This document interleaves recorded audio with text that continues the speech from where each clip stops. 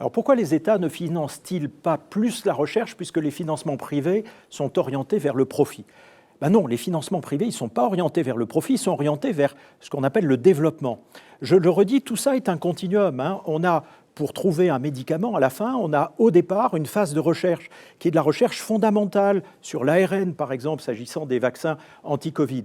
Et puis après, eh bien, il va y avoir des start-up qui vont souvent être là pour transformer ce concept de médicament en vrai médicament. Et puis enfin, il y aura ce qu'on appelle la Big Pharma qui va arriver évidemment avec tous ses moyens, parce qu'elle seule peut le faire, pour engager les phases de développement, les essais cliniques de phase 1, de phase 2, de phase 3.